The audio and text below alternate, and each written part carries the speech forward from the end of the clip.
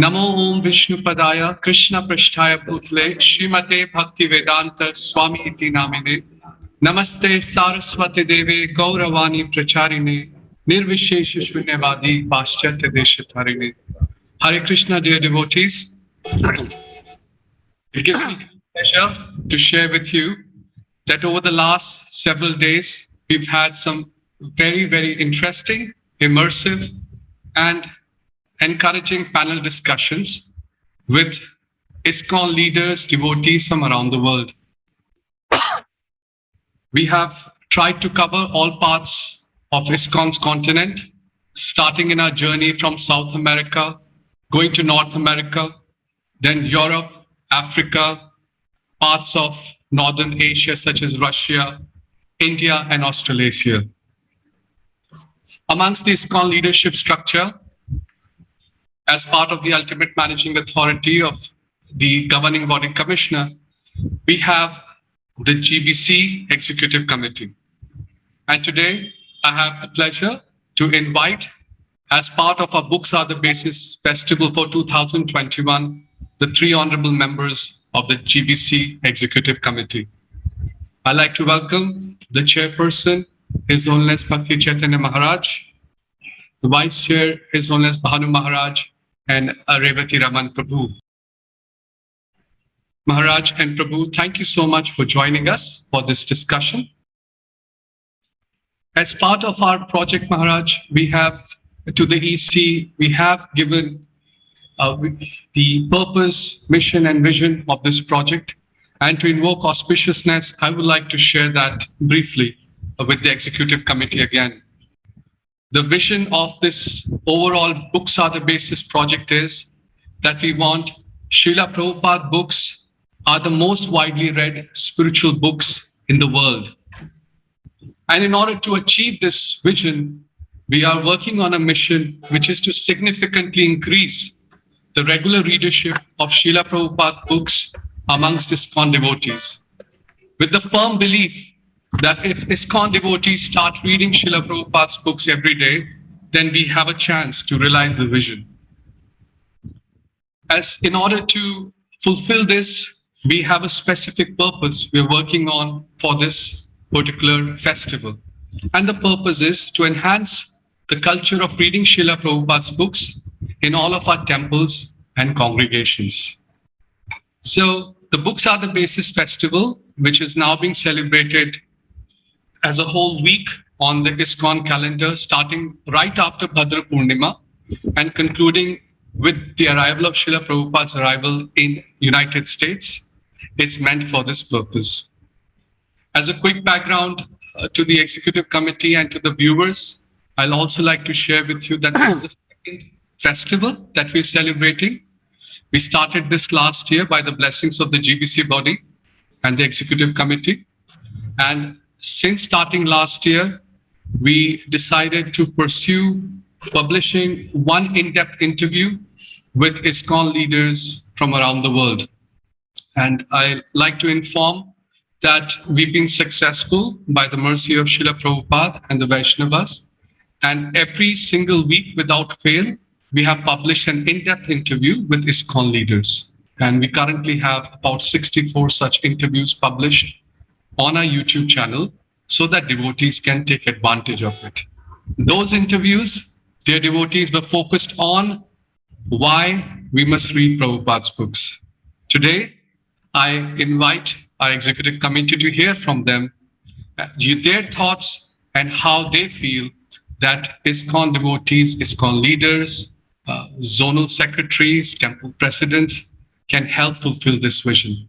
So I request, with that background, His Holiness Bhakti Chaitanya Maharaj to share from his perspective as to how he feels that we as an institution can, what steps we must take in order to move forward for this vision. Welcome, Bhakti Chaitanya Maharaj. Hare Krishna. Thank you, Tapan Mishra Prabhu. All glories to Srila Prabhupada and all glories to Srila Prabhupada's books. So let me just say a few words on how how devotees can be encouraged in the reading of Srila Prabhupada's books, just in very simple terms.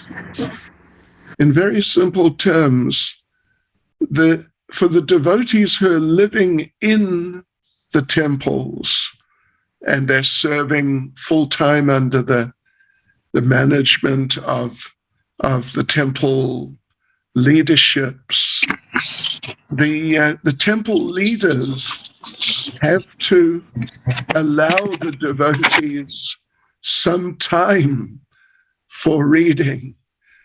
This is one point, at least, that if we just say that, read whenever you get a chance, well, that's something, and devotees should do that. But actually, reading Srila Prabhupada's books is so important, so valuable, that, just like obviously we make special arrangements for deity worship because it's so important. We make special arrangements for cooking prasadam because it's so important. We make special arrangements for preaching in different ways because it's so important. So reading Srila Prabhupada's books is also so important that it needs some special arrangements to be made for the devotees living in the temples so that they actually have a chance to read Prabhupada's books in a systematic way and not just find a little time here or there somehow or other. So that's one thing I could say. Let's hear what the other EC members feel. Yes, Maharaj. And if we're able to give that time to the devotees with some discipline, there are possibilities that can be created. I would like to invite Bhanu Maharaj, and today I must say we are very privileged. Within the executive committee that we have devotees who are not only very senior leaders and managers, but in their own individual capacity, each one of them are deeply immersed in Srila Prabhupada's books, either as educators, authors, and active book distributors. Bhanu Maharaj, I would like to hear your perspective in terms of, besides, if we were to be able to create that time for devotees, and what must they do, what the temple presidents must do, how to organize? Well, a few years ago, with strategic planning, when we met in Mayapur in the ILS, they had a little form to fill out, and they asked people how many times they read the Bhagavad Gita, how many times they read the Bhagavatam, et cetera, and they were a little bit shocked when they got the answers back. These were the senior devotees of our movement, the leaders, the temple presidents, and whatever. And it was actually maybe they'd read the Bhagavad Gita once or twice, half of the Bhagavatam, half of the Chaitanya Charitamrita. So they hadn't even read it. And these are the leaders. So what to speak of the followers? So whatever the leader does, the followers will follow after that. So if we have the leaders not really too much into the study of the books, then what do we expect the people in the temple to do, or the congregation? Obviously, it's going to be a little bit different. So the leaders themselves have to have that awareness of the study. But I don't know if the whoever made that survey, they followed up on that and then asked the next question: why is it that you don't read or haven't read or whatever? So I don't know what the answer was for that, whether there's no time or whatever. That could be so much service and preaching that we can't read. But one other reason I would suspect is that the nature of scripture itself, as we take it in ancient times, like the Bhagavad Gita or the Bhagavatam, in the modern world, we're not used to that presentation of knowledge, which is, it's not systematic. And none of this knowledge, whether it's astrology or history or whatever, you take the ancient textbooks, it's all scattered all over the place. It's not systemized, categorized like that. Maybe if we look at the Goswami's works, we'll find an attempt there, a very good attempt in Nectar Devotion of Rupa Goswami to systemize that knowledge, give a definition, give another definition, give another definition, of everything, and then give examples, and then quote from scripture for each thing, and analyze each section like that. So he did very methodically. He analyzed bhakti and rasa in that way. So that's a very important step. And if you read that, then you understand, oh yeah, this is what he's trying to do. But otherwise, if we just read scriptures like Bhagavatam, yes, the rasa is in there, and this is that. So many things are in there, but it may be difficult for us to pick up all those points because it's not systematically done. Now, the Bhagavad Gita is a little simpler because it's shorter. And then we have chapters, something Karma Yoga, and one chapter Jnana Yoga, another chapter Bhakti Yoga, in the middle 6 chapters. So it's a little easier in that sense. But even then, for the devotees to go through that, because it's a conversation with questions and answers and whatever, it's not really systemized. So to get a definition of bhakti, you'll have to look all over for that in the Bhagavad Gita. Or if you want to know about karma, you're not going to get a set definition in one little place. It's going to be in several places. So this makes it a little more difficult for people to access. And if they just go verse by verse through the Bhagavad Gita and read, as we usually read from beginning to end of the book, by the time they get to the end of the book, they may have forgotten what was in the middle, or they won't connect the points between, statements in karma in one place and another place. So this is one problem we have with traditional scripture itself that makes it a little bit difficult to approach in the modern world, where you want a concise answer and you want everything done, arranged logically. So that's one problem, maybe why people have a little bit difficulty in getting into the scripture. And even if they do read it out of duty, they may not pick up, they may not get the fully idea what it's presenting because of that. So perhaps we do have to have another little approach. We give time for the devotees in the temple to study. We encourage them. We set a good example ourselves. But maybe we have to systemize this a little bit and make a little system of maybe cover by topic. Let's say we're going to discuss karma this week. So now we're going to go through all the verses that talk about, action, reaction, vikarma and akarma, and all these things, and how does karma work, etc. And then take those sections of the Bhagavad Gita and read those particular verses and purports like that. So this may make it a little more interesting for people, and they'll get a little more value out of it in terms of what sinks in their head as well. So that's one approach that can be taken, that the leaders would have to do that. Now, maybe some devotees have already done that because they're presenting online courses and so many things. So they may have done this already. So it's not that we have to start from zero.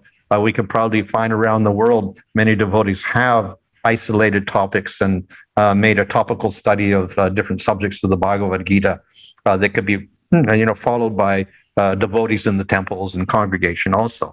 So that's maybe one suggestion I would have, that we take a different approach to how to read the books, do it as a learning process, and go topic by topic. Very helpful, Maharaj. And yes, some devotees have made that effort to create what we would call as study guides.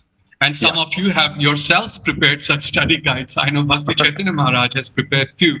Bhakti Chaitanya Maharaj talked about the very basic foundational need to create time in the schedule of temple devotees or devotees in general. And then Bharu Maharaj, you spoke about trying to overcome one of the untold apprehensions that I will not get it, or the difficulty to be able to capture it, and how that needs to be facilitated. Study guides, structured programs are some ideas that are being implemented. I would like to now ask Revati Raman Prabhu, who has been running such programs in his temple for many years. His temple is built entirely on book distribution, and I do know that Prabhu encourages many devotees to come and teach also in his temple. Revati Raman Prabhu, as a temple president, you must have seen this. What have you done in your temple to create that time, create that interest, and overcome some of the inherent inhibitions that devotees may have? My humble obeisances, all glories to Srila Prabhupada.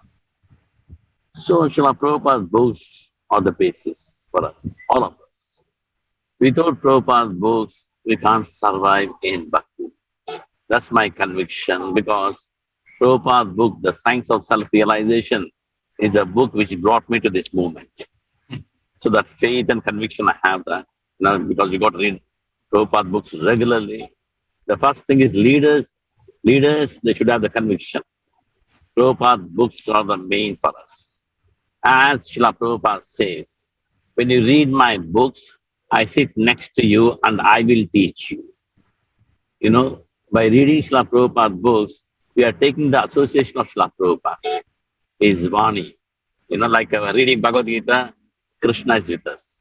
All Prabhupada's purpose, Krishna and Prabhupada, they are with us.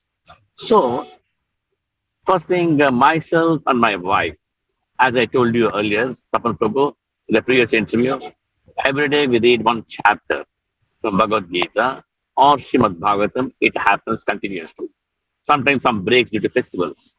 And also with my daughters, they stay in different cities, but once in a week we come together and read Srila Prabhupada's books for 1 hour. Each one of us we read. Not like that I give a class or they give a class. No. Yes, we read the Prabhupada verse and the purport. Now in the temple, as you said, in the temple, every Monday, of course, the last few weeks we have stopped it. Every Monday we gather in the conference hall. All the HODs, head of the departments, gather and hear class of Prabhupada. Then we discuss. Now I want to change it to book reading. That means all of us will read one verse. And after reading, we just discuss the different from different aspects, understand the purport of Srila Prabhupada's books and the translations. So that I want to do. At the same time, we have something like 48 Bhakti Vrikshas, Prabhus, and Mataji is around 15 Bhakti Vrikshas. There also we want to implement this, how to read Srila Prabhupada's books. That means we are covering the congregation and also the leaders in the temple, HODs. We have something like 15 HODs out there, 15 departments. So make it a regular program. And also the rank and file devotees. I am planning and also I want to discuss in the HOD meeting, in the temple devotees, how bring 3 people together, 3, and how we can give the agenda for them, what books they have to read. You start with the canto, first Srimad Bhagavatam, first canto. You complete it and make notes and show it to us. This way somehow everybody from the leader down to a small bhakta, they should be in touch with Srila Prabhupada's books. Then the temple is safe, devotees are safe, the congregation is safe, everybody is happy also. Thank you, Prabhu. It seems you really have made it a practice in your temple with the managers to be able to get together and have each other's sangha focused around reading Prabhupada's books. And it's worked out well. I'd like to ask Bhakti Chaitanya Maharaj that for any institution, in order to make a cultural change, which is what some of you said, that the leaders must start reading, it requires a journey. The first step in the journey is emphasizing on why it is important and creating inspiration around it. Eventually, at some point in time, do you, Maharaj, think that just like we have some stipulation on what is needed to be a devotee, what are your thoughts, Maharaj? When and what we must do before we institutionalize some aspects of reading Prabhupada's books regularly or daily? Whether that's a good idea, and if yes, what are the steps we must do before that? Because we don't want to throw devotees at the deep end and say, hey, anybody who's not reading X, Y, Z amount is not really practicing, etc. So Maharaj, could you please share with us your thoughts? Okay. One thing, many things could be said actually, but one thing which I would suggest in the beginning and in the middle and in the end, but definitely in the beginning, bring in some specialist who's very experienced in giving seminars and working with devotees and helping devotees like that.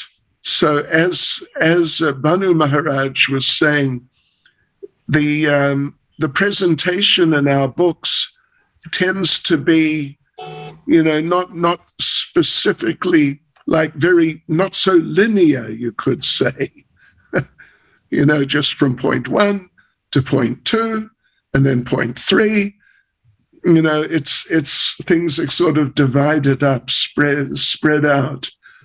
So I think it would be a good idea to bring in some specialist or specialists to really help the devotees get a taste, first of all, by very nice presentation.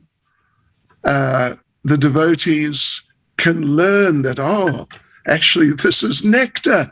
This is really nice. It's not just, some philosophy, heavy philosophy, but there's a lot of nectar here. So like this, the devotees, if they're helped by someone who really knows what they're doing, then the devotees can get a taste, and then you won't be able to stop them. They'll be, themselves, they'll be taking up some reading program. So that's one suggestion in that regard. Yes, Maharaj. And Srila Prabhupada said one place that his books are like sugar dolls. You taste anywhere, very sweet. So we can try and bring in specialists, especially devotees who have read Srila Prabhupada's books and immerse themselves. They become natural candidates for such specialists to do so. And Maharaj, you said this is something that must be performed consistently, because there will always be some part of ISKCON's community which is new, being developed, and they would require this taste to be embedded. Bhanu Maharaj, you have authored so many books and translations.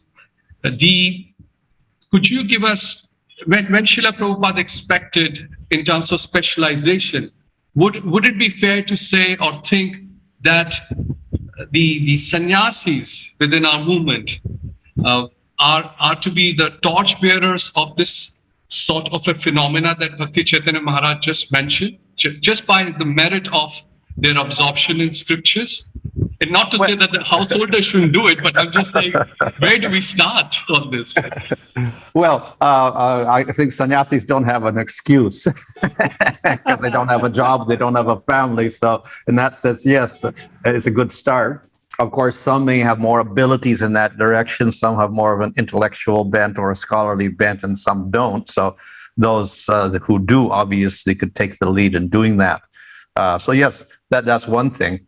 I just wanted to make one point, though, and that's, of course, from the books we get the knowledge, but as we know, knowledge itself is not real knowledge unless we have that accompanying bhakti that goes along with it. And that is the sadhana and the attitude and the faith that goes with it. And if the two go together, then that's how we develop the taste. But if it's only becomes an intellectual exercise, then it becomes dry. So the two things also have to be coordinated together. So like if we take a Bhakti-Shastrы, but it's just a matter of getting a mark and memorizing the slokas and doing all of this, then it may turn out to be a degree, like a university degree, and it's a little dry. And then you present that to other people also, and then they get the same dry knowledge. So it has to be accompanied by a little bit of the faith and the experience and the realization that go with it, whatever we're capable of. So that's one also a factor, that the knowledge is there. It's not isolated. It's integral to the bhakti itself, and it gets its life from the realization of the devotees. So that has to be there also. So that attitude is very important in the study itself. Yes, Maharaj. And I believe to some degree, that's when you really start developing the taste. Otherwise, yes, it becomes very academic, and that needs to be overcome by practice. Revati Raman Prabhu, in terms of creating a program, and you talked a lot about how in the temple you are encouraging devotees to read. I believe you also have very strict standards for sadhana for your temple managers. Would you like to see how these 2 points that Bhanu Maharaj mentioned gets applied in your community? Yeah, because sadhana is the main thing.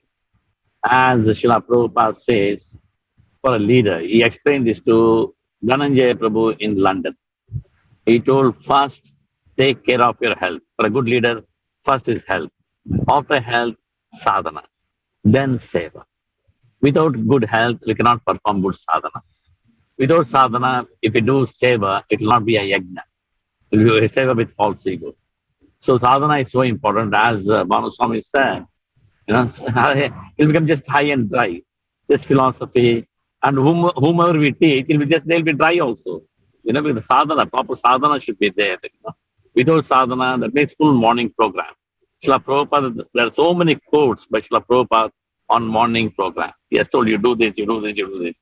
You don't do this, you go to hell. Prabhupada has used the word hell. You go to hell, So, it's very, very important. Prabhupada says the sadhana is nothing but you're increasing your spiritual content. Prabhupada says when the spiritual content is good, everything is okay. When the spiritual content is not there in you, there'll be problems. So just increase your spiritual content. So Srila Prabhupada has given a beautiful morning program. I don't think any institution has a program like that. Beautiful Mangalarti to Tulsi Puja to Guru Puja, then Bhagavatam class, evening Bhagavad Gita class.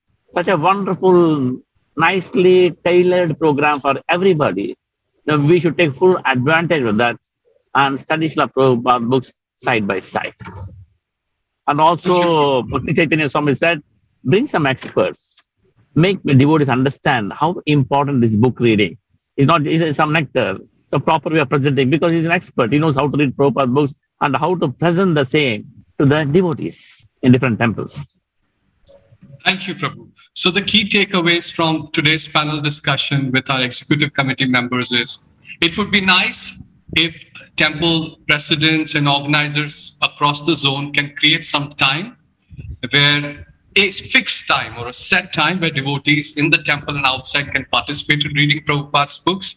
In order to improve their taste, Bhanu Maharaj mentioned that we should bring in some specialists as well and get some devotees who really understand scriptures, can help others understand scriptures.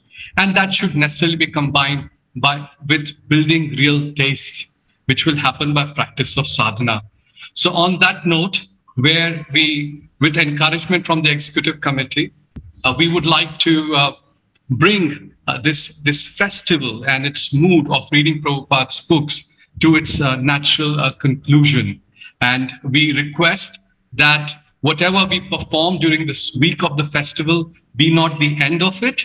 Let it be a beginning of a beautiful, let it be a beautiful start where this habit, this love for Srila Prabhupada's, reading Srila Prabhupada's books only increases.